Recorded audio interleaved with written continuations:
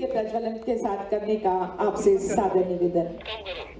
मध्य प्रदेश में धार्मिक अध्ययन और सांस्कृतिक गतिविधियों को बढ़ावा देने के लिए समर्पित हमारे प्रदेश के माननीय मुख्यमंत्री महोदय जी के पावसपूर्ण विचार मूर्त रूप में आज मध्य प्रदेश के पहले गीता भवन के लोकार्पण के अप्रतिम अवसर पर इस अलौकिक प्रकाश पुंज के प्रज्वलन के साथ निश्चित तौर पर गीता भवन का जो माननीय मुख्यमंत्री महोदय जी की परिकल्पना है, हर निकाय में ये गीता भवन बहुत वरीयता के साथ स्थापित होंगे। आप सभी का सादर वंदन, अभिनंदन और आप सभी का बहुत बहुत धन्यवाद। निश्चित तौर पर यह दीप प्रज्वलित होकर गीता भवन का लोकार्पण इस समारोह को गीता जयंती के पावन अवसर पर जो हमें उपहार मिल रहा है उसका मजबूत सोपान है। मैं स्वागत की श्रृंखला में अनुरोध करूंगी इस क्षेत्र के विधायक माननीय राकेश शुक्ला गोलू जी से कि कृपया माननीय मुख्यमंत्री महोदय जी का स्वागत हम सब की ओर से इस पुष्प के भाव के साथ, समर्पित भाव के साथ करें।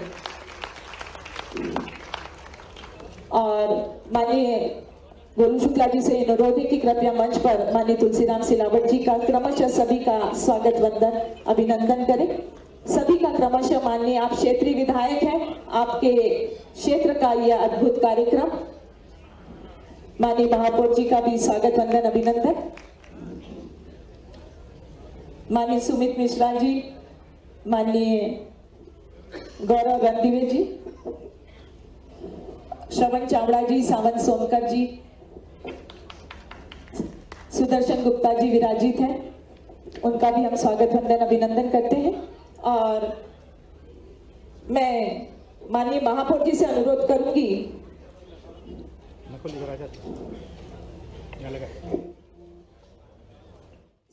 तालियों की गूंज से पूरे मंच का स्वागत सत्कार, माननीय मुख्यमंत्री महोदय जी का स्वागत सत्कार जोरदार तालियों की गूंज के माध्यम से होना चाहिए। आज इतना अप्रतिम उपहार हमें मिलने जा रहा है। मैं माननीय मुख्यमंत्री महोदय जी से भी अनुरोध करूंगी, माननीय गोलू शुक्ला जी के माध्यम से और रूपाली पेंडारकर जी के माध्यम से ये भव्य माला के साथ हमारे सभी सम्मानीय जनप्रतिनिधियों के द्वारा ये भव्य स्वागत, भव्य अभिनंदन माननीय मुख्यमंत्री महोदय जी का।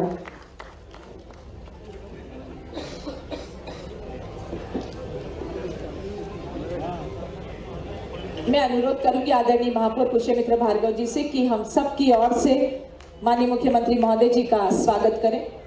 माननीय सुमित मिश्रा जी भी स्वागत कर रहे हैं और स्वागत के भाव के समर्पण के लिए निवेदन कर रही हूं माननीय महापौर जी से कि कृपया भी आए और स्वागत उद्बोधन के रूप में हम सभी के ओर से माननीय मुख्यमंत्री महोदय जी के लिए स्वागत भाव समर्पित।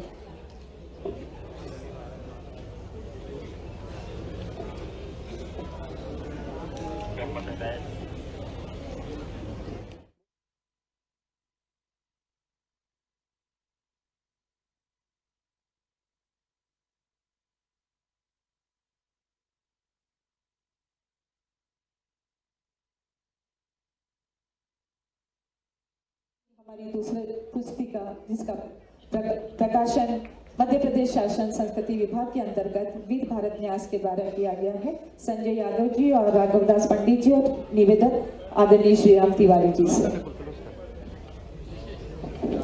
दोनों अद्वितीय अप्रतिम पुस्तकें हैं जिसमें निश्चित तौर पर श्री कृष्ण के जो जीवन व्रत है, उनका जो चरित्र है उसका लेखन, और सबसे बड़ी बात उसमें यह है कि श्लोकों का अनुवाद हिंदी में भी है, अर्थात हर व्यक्ति उसका अध्ययन बहुत अच्छे से कर सकता है। बहुत उत्तम लेखन आदरणीय रामेश्वर लखनलाल पाटीदार जी का, और हमारी दूसरी पुस्तिका अमृतस्य अवंतिका के जिनके लेखक हैं आदरणीय राघवदास पंडित जी, और मैं निवेदन करूंगी आदरणीय राघवदास पंडित जी और हमारे आदरणीय श्री राम तिवारी जी, न्यासी सचिव वीर भारत न्यास, और माननीय मुख्यमंत्री महोदय जी के संस्कृति सलाहकार आदरणीय श्री राम तिवारी जी से कि इस कार्य में आप भी सहयोग करें। जोरदार तालियों की गूंज हमारे दोनों लेखक के लिए होनी चाहिए।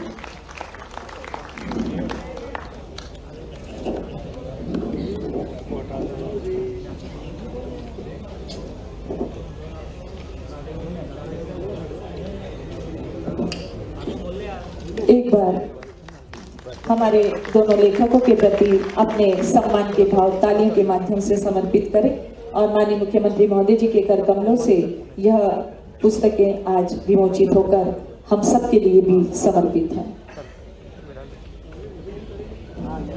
माननीय मुख्यमंत्री महोदय जी के नेतृत्व में अभ्युदय मध्य प्रदेश विरासत भी विकास भी के अंतर्गत मध्य प्रदेश में जनमानस के प्रतिभा, नेतृत्व तथा सांस्कृतिक चेतना को प्रोत्साहित करने के उद्देश्य से श्रीमद् भगवद गीता ज्ञान प्रतियोगिताओं का आयोजन भी किया गया और हमारे माननीय मुख्यमंत्री महोदय जी जो कि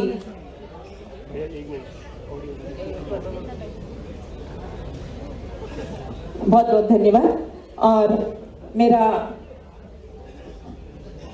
ऊर्जा, नवाचार और समर्पण, प्रगति, गौरव के एक नए युग का निर्माण करने वाले हमारी समृद्ध सांस्कृतिक विरासत के पथ प्रदर्शक और एक नए आत्मविश्वासी और प्रगतिशील मध्य प्रदेश की नई ऋचाओं को अंकित करने वाले मध्य प्रदेश के प्रेरक शक्तिपुंज माननीय डॉक्टर मोहन यादव जी, मुख्यमंत्री मध्य प्रदेश शासन से अनुरोध करूंगी कि आज के इस अवसर पर हम सभी को आशीर्वचन प्रदान करते हुए उन विजेताओं की भी घोषणा करें जिन्होंने श्रीमद् भगवद गीता ज्ञान प्रतियोगिता में आपके प्रकल्प को, आपके संकल्प को अपनी भागीदारी से बहुत उच्च मुकाम दिया। जोरदार तालियों की गूंज के बीच आमंत्रित हैं माननीय मुख्यमंत्री महोदय जी।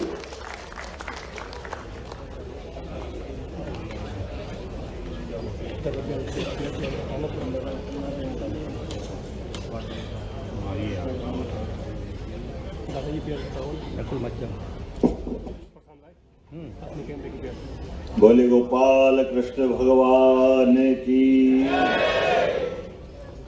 आज के इस कार्यक्रम में गीता जयंती और अंतर्राष्ट्रीय स्तर पर श्रीमद् भागवत गीता के लिए आज का दिन एक अलग प्रकार से दुनिया मना रही है। हमारी सरकार भी इसमें गत वर्ष से जुड़ी और गत वर्ष के बाद ये दूसरा वर्ष है। मंच पर विराजमान माननीय मंत्री श्रीमान तुलसीराम सिलावट जी, एक और मंत्री माननीय कैलाश जी से मेरी बात हुई, विधानसभा चल रही थी तो उन्होंने कहा मेरा उल्लेख कर देना, तो माननीय कैलाश विजयवर्गीय जी, हमारे महापौर माननीय पुष्पमित्र भार्गव जी, माननीय विधायक राकेश गोलू शुक्ला जी, इस अवसर पर माननीय गौरव रणदीवे जी, सुमित मिश्रा जी, श्रवण चावड़ा जी, सावन सोनकर जी, हमारे कल्चर के एडवाइजर श्रीमान श्रीराम तिवारी जी, वीर भारत न्यास के सचिव भी आप हैं। इस अवसर पर पूर्व विधायक सुदर्शन गुप्ता जी, कपाली पेंडारकर जी, मंचस्थ सभी अतिथिगण और आप सब, आपका दोनों हाथ जोड़ के प्रणाम करता हूं, अभिनंदन करता हूं। जय श्री महाकाल। ये अद्भुत आज का दिन है। दो गोपाल मंदिर, एक उज्जैन का गोपाल मंदिर और एक इंदौर का ये राजवाड़े के पास का गोपाल मंदिर, दोनों का अपना गौरवशाली अतीत। ये मंदिर स्वर्गीय यशवंतराव सिंधिया जी की धर्मपत्नी श्रीमती कृष्णाबाई ने इसका निर्माण कराया 1832 में। और भानपुरा के बाद जब इंदौर राजधानी बनी और इंदौर राजधानी में यशवंतराव जी के पराक्रम से होलकर साम्राज्य ने अपनी पूरे भारतवर्ष में पहचान बनाई, जिसके अपने अलग से गौरवशाली अतीत पे चर्चा हो सकती है, लेकिन भगवान कृष्ण के नाम पर उज्जैन का गोपाल मंदिर महाजी सिंधिया के बाद परवर्ती काल में दौलतराव सिंधिया जी की धर्मपत्नी श्रीमती बाईजाबाई ने बनवाया। उसका और इसका अलग अलग प्रकार का एक इतिहास हो सकता है, लेकिन जो कॉमन चीज है उस पर मैं बात करना चाहूंगा। कॉमन चीज ये है कि उज्जैन के गोपाल मंदिर के गर्भगृह के ठीक बाहर एक चांदी का द्वार बनाया हुआ है। वो चांदी का द्वार कहाँ से आया और कैसे बनाएगा, इसका इतिहास भी बड़ा हमारे लिए, मालवा वालों के लिए गर्व और गौरव का कारण हो सकता है। वो द्वार बनाया गया सोमनाथ पे जब मोहम्मद गजनबी ने अपना आक्रमण किया और लूट करके वो यहाँ से बेहिसाब संपदा ले गया, तो चांदी के द्वार भी ले गया। चलो हमारा समय खराब था, वो कष्ट का काल था, बड़ी शहादतें हुई, बड़ी बलिदान हमारे भगवान सनातन मार्ग पे चलने वाले भगवान के भक्तों ने दिए। लेकिन जब हमारा सामर्थ्य का समय आया, जब बाजीराव जी के बाद छोड़े गए ये सम्राट के बाद के उन महाराज शिवाजी के स्वप्नदर्शी लोगों ने अपनी तलवार की धाक दुनिया के बीच में स्थापित की, तो हमें गर्व है। वो कंधार के पास अफगानिस्तान से दरवाजा छीन करके लाए और गोपाल मंदिर का वो अपना इतिहास बनाते हैं, जिसके आधार पर गोपाल मंदिर के मुख्य गर्भगृह के बाहर बना हुआ बाईजाबाई जी ने जो मंदिर बनवाया, राणोजी सिंधिया के बाद महाजी के उस शासनकाल का सबसे कीमती एक तरह से वो रत्न हमको मिलता है। उसी प्रकार से यशवंतराव जी की तलवार की धाक दुनिया ने महसूस की और उनकी धाक की और साख के बलबूते पर ये गोपाल कृष्ण का मंदिर भी अपनी अलग से पहचान बना करके पूरे देश में महारानी जिनने महेश्वर से राजधानी चलाई, अहिल्याबाई ने अपनी धाक और साख बना करके सनातन संस्कृति जो विरासत छोड़ी है वो हमको इस मामले में भी गर्व कराती है। जैसे महाजी के शासनकाल में महाकाल का मंदिर का जीर्णोद्धार हुआ, तमाम देवस्थान स्कंद पुराण के अवंती खंड में जो जिस तरह से स्थापित थे वो वहां भी जीर्णोद्धार का काम हुआ, और उसी का विस्तृत रूप महारानी अहिल्याबाई ने काशी का विश्वनाथ का मंदिर हो या द्वारका का सोमनाथ का मंदिर हो या हमारे तमाम देवस्थान रामेश्वरम के मंदिर से लेकर गया जी में हम जब तर्पण करने जाते हैं तो वो विष्णुपद मंदिर भी अगर पुनर्स्थापित करने का काम किया है तो इंदौर के मालवा के लोगों ने अहिल्या महारानी के माध्यम से किया है। हमें इस बात का आनंद, इसका गौरव है। और ये समानता है गोपाल कृष्ण के मंदिर इन राजवंशों के स्थान पर क्यों बने। भगवान कृष्ण का जीवन भी बाल्यकाल से उनके जीवन में उन्होंने लोगों को संगठित करते हुए अपने बाल लीलाओं के माध्यम से भक्ति भाव से आनंद से देखते हैं, लेकिन अन्याय के खिलाफ लड़ने के लिए हमारी अपनी बाल मंडलियों के माध्यम से ही महिला पुरुष को एकत्रित करते हुए जो अपने गोकुल वृंदावन से अन्याय का विरोध करने का प्रारंभ किया, वो महाभारत में विराट व्यक्तित्व के रूप में भगवान कृष्ण का एक अलग रूप दिखाई देता, उसका भी हमको आनंद है और वो भी गर्व है। और कठिनाइयां यमुना के अंदर कालिया नाग जैसी बड़ी क्यों न हो, लेकिन ये पंच तत्व पे सबका अधिकार है, जल सबका अधिकार रखता है। तो कालिया के ऊपर नृत्य करके मनमोहक मुस्कान बिखेरते हुए जो भगवान ने अपना रूप दिखाया, वो कंस के मारने से प्रारंभ होकर नरकासुर करके अंत तक लगातार चलता रहता है। और शिक्षा तो क्या गौरवान्वित करने वाली, आज तो गीता जयंती है, फिर मालवा को गौरवान्वित किया भगवान कृष्ण ने।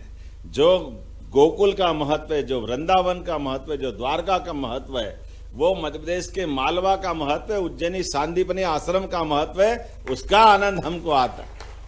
आज के इस दौर में हमारा एक होनहार विद्यार्थी जो आए तो शिष्य बनकर के, लेकिन 64 कला 14 विद्या चारों वेद सारे उपनिषद पुराण सब में निष्णात होकर के शिक्षा केवल अक्षर ज्ञान के लिए नहीं, अक्षर ज्ञान के साथ साथ उसको समाहित करते हुए अपने जीवन के साथ जीने की जिनने कला सिखाई, और वो उस घनघोर भीषण महाभारत के युद्ध में भी अपने मुखारविंद से एक मोह माया में फंसे द्वंद्व के माध्यम से अर्जुन के माध्यम से दुनिया को पवित्र ग्रंथ देने का प्रयास किया। वो पवित्र गीता की जयंती की बधाई देना चाहता हूं। आज का दिन उस कारण से अमर, पवित्र गीता के 18 ही अध्याय में वो सारे हमारे उलझे सुलझे प्रश्नों के उत्तर है। उसमें विज्ञान भी है, हमारे लिए इतिहास भी है, पतंजलि का योग मार्ग भी है, और कितने प्रकार से जोड़ा गया है। कहां कहां से हर एक अध्याय के अंदर भगवान का वो पहला विराट रूप जिसको देख के तो अर्जुन ने आंखें बंद कर ली कि मुझे तो ये रूप नहीं देखना। आपका ही जो वर्तमान रूप है वो चतुर्भुज रूप दिखाई है। तो महाभारत में भगवान ने 2 बार अपने दर्शन दिए। एक पहला वाला दर्शन जैसे आकाश अनंत है, इसका कोई और छोर अंत दिखाई नहीं देता। जैसे हमारी ये हवा का रूप, हवा आंखों से दिखाई नहीं देती लेकिन एहसास कराता।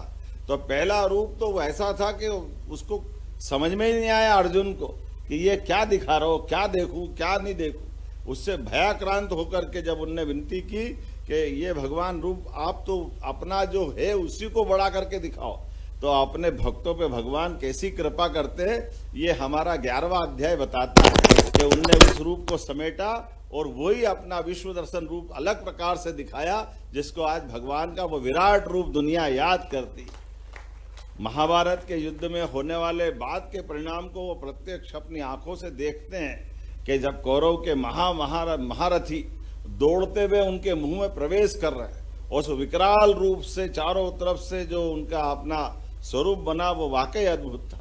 तो जीवन से मृत्यु का भय खत्म करने के लिए भगवान कृष्ण ने जो ये पवित्र ग्रंथ दिया, हर एक बार हर एक तरह से ये 3 प्रमुख मार्ग, भक्ति का मार्ग, ज्ञान का मार्ग और कर्म का मार्ग, तीनों मार्गों से मोक्ष की प्राप्ति होती है। ये विराट व्यक्तित्व के माध्यम से पवित्र उनके मुखारविंद से जो गीता की उत्पत्ति हुई, ऐसे गीता की जयंती के अवसर पर अगर मध्य प्रदेश सरकार के माध्यम से पहले तो जोरदार अभिनंदन श्रीमान नरेंद्र मोदी जी का करें, श्रीमान नरेंद्र मोदी जी का, जिनके माध्यम से हमारी स्मार्ट सिटी योजना के आधार पर ऐसे गौरवशाली अतीत को जुटाने के लिए उनने पर्याप्त धन दिया। तो सच में स्मार्ट सिटी, अंग्रेजी का स्मार्ट तो भले ही होगा लेकिन गौरवशाली गर्व करने के लिए ऐसी कलाकृतियों को लेके आए जो उजाड़ अखाड़ा पड़ा हुआ था, पता ही नहीं चल रहा था कि ये कैसा भग्नावस्था में था। लेकिन अब अंदर आके दिखता कि इससे सुंदर तो पूरा भवन अपने इंदौर में नहीं हो सकता। कितना अच्छा लगता है, कैसा आनंद आया है। इसलिए यहाँ लाइब्रेरी भी अद्भुत बनी है। ऊपर हमारी वीथिकाएं हैं जहाँ वीर भारत न्यास के माध्यम से भगवान कृष्ण की और बाकी लीलाओं के लिए अलग अलग चित्रांकन पूरे देश की शैलियों में है। वहाँ असम से लगा करके नागालैंड तक, मिजोरम से लगा करके मणिपुर तक, और उत्तर से लगा के दक्षिण, पूरब से लगा के पश्चिम, सभी शैलियों के माध्यम से अपनी गौरवशाली वीथिकाओं में चित्रों के आधार पर अपना अतीत पे भी गर्व कर सकते हैं। और उसी के साथ साथ ये भव्य सभागार, हम सब जानते हैं कि राजवाड़े पे आने की इच्छा तो बहुत होती है। राजवाड़े पे हमारे लिए बाकी के साथों में हमारे अतीत के गौरवशाली पृष्ठ पे ये गीता भवन की जो सौगात मिली, सच में महापौर जी और पूरे मंच को और दोनों मंत्रियों को भी बधाई देना चाहता हूँ। जोरदार ताली बजाए कैलाश जी, तुलसी जी और हमारी पूरी सरकार के लिए। जब हमने सरकार बनने बाद कहा कि हम अपने श्री कृष्ण पातशाही भगवान की जहाँ जहाँ चरण रखे उनको तीर्थ बनाएंगे, तो जाना पाओ में भगवान को सुदर्शन चक्र परशुराम जी ने दिया। रमझेरा के पास माता रुक्मणी का हरण का घटनाक्रम जुड़ता है। उज्जैन का सांदीपनी आश्रम भगवान की शिक्षा स्थली कहलाता है। और गरीब अमीर की दोस्ती का सबसे बड़ा पवित्र केंद्र हमको नारायणा में मिलता है, जहाँ भगवान ने सुदामा के साथ अपनी मित्रता का एक अलग प्रकार का इतिहास रचा है। उसी के साथ साथ जब ये गीता भवन की शुरुआत हो रही तो प्रदेश का गीता भवन, यद्यपि गीता भवन बहुत सारे हैं, हमारे समाज आधारित कई सारी रचनाएं बनी हुई है, लेकिन सरकार आधारित इस भावना के आधार पर हमने निर्णय किया है नगर निगम, नगर पालिका, नगर परिषद, नगर पंचायतें, नगरीय निकायों में हर जगह पूरे प्रदेश भर में गीता भवन बनाए जाएंगे। गीता भवन का लोकार्पण होगा, जिसके माध्यम से कला, संस्कृति, इस प्रकार की गोष्ठियां, विचार के विषय, सभागार की उपलब्धि, ई लाइब्रेरी, सभी प्रकार के बच्चों को साथ वो गीता भवन अपने अतीत के गौरवशाली पृष्ठ के साथ भविष्य में आने वाले सभी चुनौती के प्रश्नों को जानने समझने के लायक बना करके उनके भावी जीवन को भी उत्कृष्ट करेंगे। इसलिए गीता भवन के साथ एक और चीज जुड़ी है। आज गीता जी के 15वें अध्याय पुरुषोत्तम योग या पुरुषोत्तम योग के माध्यम से 3 लाख से, गत वर्ष हमने भोपाल में लाल परेड ग्राउंड पर 3500 बटकों के साथ गीता पाठ का बड़ा कार्यक्रम करा था, उसका वर्ल्ड रिकॉर्ड बना था।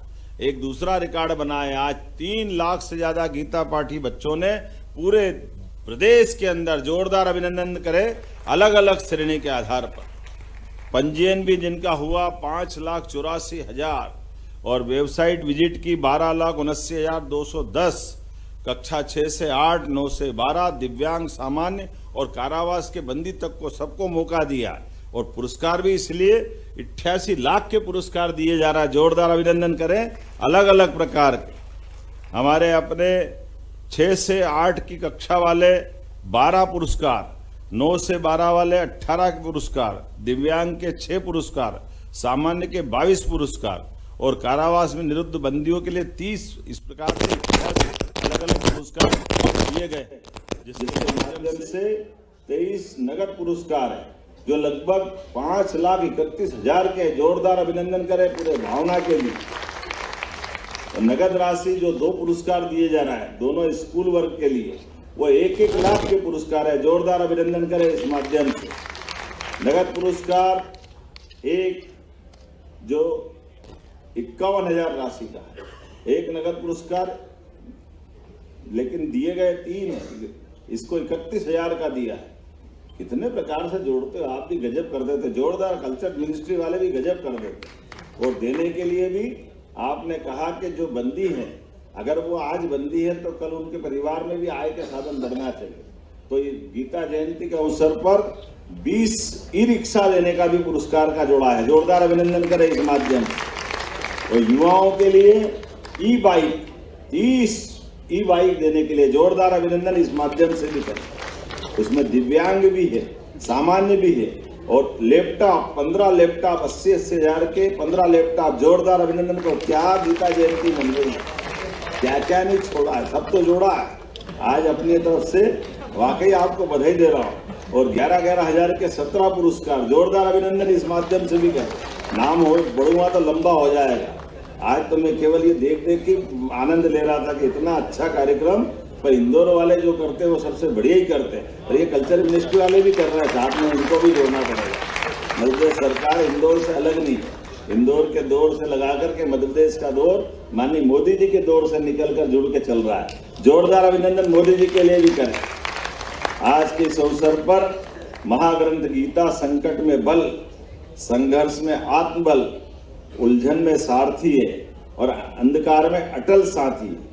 मन को स्थिर करे, मार्ग प्रकाशित करे, कर्तव्य का बोध कराए। ऐसी भगवत गीता को सत प्रणाम, बहुत बहुत धन्यवाद। मोक्षदा एकादशी और गीता जयंती की हार्दिक शुभकामनाएं। बोले गोपाल कृष्ण भगवान की। बहुत धन्यवाद आदरणीय। और मेरा अनुरोध रहेगा माननीय मुख्यमंत्री महोदय जी और सम्मानीय मंत्री जी मंच के सामने कृपया अपना स्थान ग्रहण करें और आभार के लिए निवेदन कर रहे हैं आदरणीय सुरेश मिश्रा जी से।